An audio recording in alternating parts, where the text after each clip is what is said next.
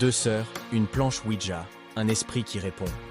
Mais ce qu'elles ont invoqué cette nuit-là n'était peut-être pas du monde des morts. Parfois, le mal ne vient pas de l'au-delà, mais de tout près. Très près. Installez-vous confortablement. Ce que vous allez entendre est une histoire vraie. Une histoire où la peur n'est pas une question de fantômes, mais d'humains. Accroche-toi et regarde jusqu'au bout pour la vérité, terrifiante. Le monde est plein de secrets, d'énigmes troublantes, de vérités cachées, d'expériences terrifiantes. Nous faisons un voyage vers le mystère, vers l'inconnu, vers le doute, vers le paranormal. Tu viens avec nous ?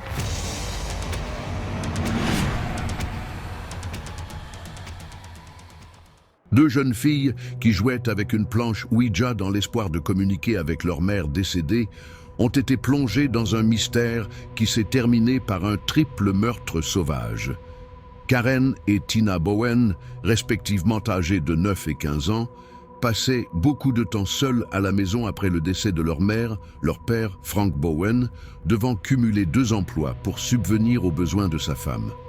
Tina a dit à sa jeune sœur: « Pourquoi ne pas sortir notre planche Ouija et faire une séance ? Essayons de communiquer avec maman et voyons si elle manipule la planche et nous fait signe qu'elle est là avec nous. » Mais presque immédiatement après leur expérience paranormale, ils ont entendu un étrange bruit de tapotement provenant du sous-sol de leur maison de Townsend, dans le Massachusetts. Plus tard dans la soirée, lorsque Frank Bowen est rentré du travail, il a été surpris de voir ses filles encore debout et a écouté patiemment leur récit d'une visite surnaturelle de leur défunte mère. Frank attribuait leurs histoires à un chagrin naturel et à une imagination débordante, mais les tapotements continuaient. Au cours des jours suivants, les bruits de tapotement continuaient dans la maison et ils ne provenaient plus seulement du sous-sol. Ils venaient aussi de la cuisine. Parfois, du 2e étage, ils provenaient de toute la maison. Mais les filles étaient les seules à entendre ces bruits. Mais au bout de quelques jours, les filles n'étaient plus enthousiasmées par ce mystérieux bruit de tapotement. Elles étaient terrifiées. D'autant plus qu'il semblait ne plus se limiter au sous-sol, mais s'entendre dans toute la maison. Finalement, Karen et Tina ont pris leur courage à 2 mains et sont descendues au sous-sol pour identifier la source du bruit, s'attendant presque à y trouver un raton laveur ou un autre petit animal piégé. Tina s'est armée d'un couteau de cuisine et a ouvert la marche. Mais après une brève recherche, leur courage les abandonna et ils commencèrent à remonter l'escalier. C'est en remontant vers leur chambre qu'ils découvrirent un message terrifiant griffonné sur le mur. En lettres rouges dégoulinantes, on pouvait lire « Je suis dans ton placard. Viens me trouver ». Terrifiés, les 2 jeunes gens s'enfuirent de la maison et trouvèrent refuge chez un voisin. Ils y restèrent jusqu'au retour de Frank. Puis, essoufflés, lui racontèrent toute l'histoire. Frank en conclut que le chagrin de ses filles les avait plongés dans un dangereux délire et décida sur le champ de leur organiser une thérapie. Le message effrayant sur le mur était bien réel, écrit avec du ketchup, mais Frank ne pouvait que supposer qu'une des filles l'avait écrit elle-même pour attirer l'attention. Après le début des séances de thérapie, quelques semaines se sont écoulées sans qu'il y ait plus de tapotement. Et les Bowen ont commencé à avoir l'impression que tout ce qui les tourmentait était désormais terminé. Mais quelques semaines plus tard, en décembre 1986, le mystère fut dévoilé de manière profondément troublante. Frank avait emmené ses filles et leur amie Kathleen dîner au restaurant. À leur retour, la maison était illuminée, plusieurs pièces éclairées et la télévision à fond. Pourtant, soupçonnant au fond de lui que ses filles avaient orchestré cette hantise, il entreprit d'explorer minutieusement sa maison. Non seulement toutes les lumières étaient allumées, mais Frank remarqua que certains meubles avaient été déplacés. Il se dit « Ils étaient avec moi. Nous sommes sortis de la maison. Comment ont-ils pu faire ça ?»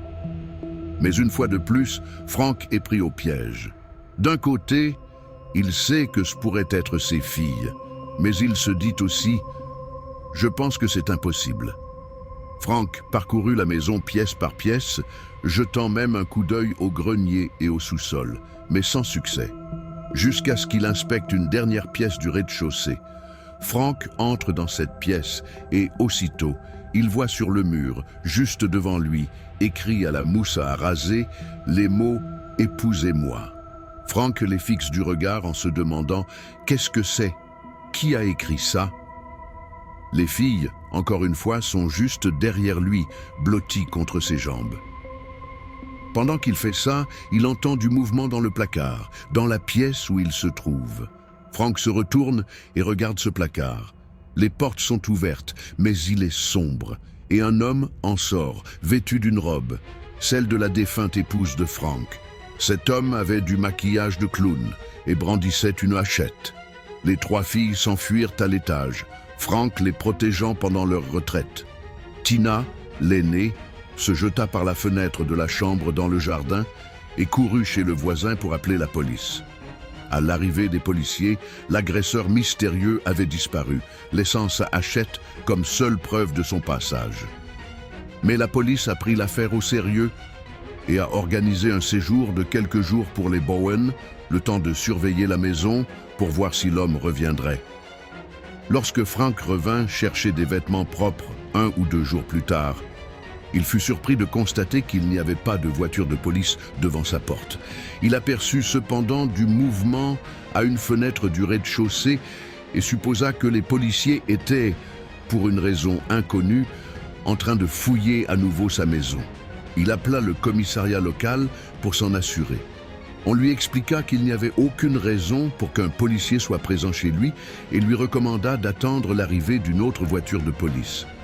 Le policier, qui avait simplement pris son service un peu en retard, entra prudemment.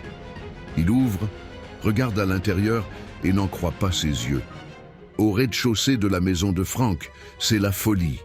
Il y a des pièces de monnaie collées au plafond et les meubles ont visiblement été déplacés un peu partout, mais ils sont empilés de façon étrange.